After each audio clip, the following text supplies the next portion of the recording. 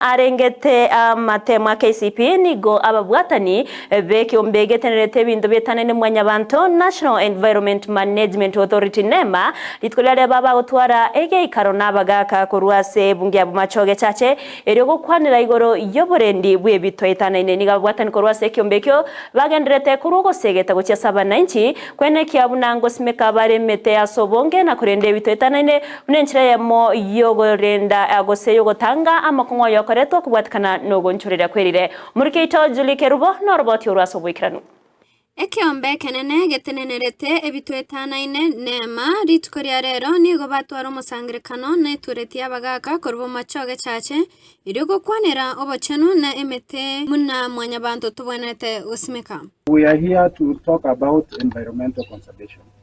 His Excellency the President has directed that all of us should be involved in environmental conservation, because environmental conservation is not only the work of government, but all of us. It requires concerted effort.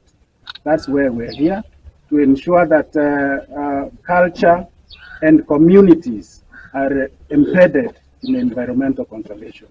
We have made several agreements with these elders. And one of the agreements is that they are going to include environmental conservation as one of their main objectives. Bagokwana somo bagano yamo chinsemo cha sameta nigo basaba kobali bo erimo asokorenda chinsoko nebirubo amo noborendi obuya ase bintu bitwetanaine ibe bibwatengeria enene ase mwanyabantu. I'm Director Environmental Services. I'm here on behalf of the Director General NEMA, Mamo B. Mamo, to join members of the community in promoting sustainable environmental management. So as you are aware, the mandate of NEMA is to innovatively and responsibly coordinate, supervise, and manage all environmental matters in Kenya for sustainable development. So we have one of the innovative ways of us to work with the local community is to engage a Gusii Development Council, who are the custodian of Kisii culture, which is very key in mainstreaming environmental matters.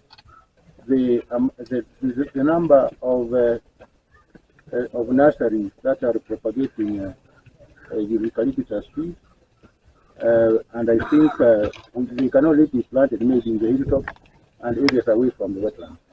So Kisii County has quite a number of wetlands, particularly swamp. Swamp areas are many. Some of them they were under the county government, but we know they have been encroached into in terms of human settlement, agricultural production, and also even constructing some of these developments which are coming up. You have heard some of the developments there focus on the wetlands.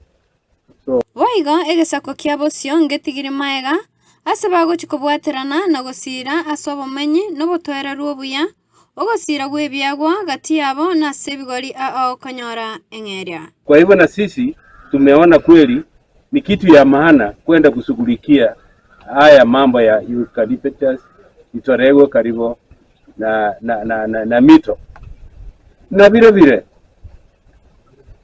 wametukumbusha ni vizuri tuongee na watu wote, vijana, wazee, watu wote tushirikiane kwa kufanya mema katika sehemu hii yetu ya Kisii. Ingoripoteri ya TV ya Ndizi kwa chinsema chabo machoge ninche Julie Kerubo.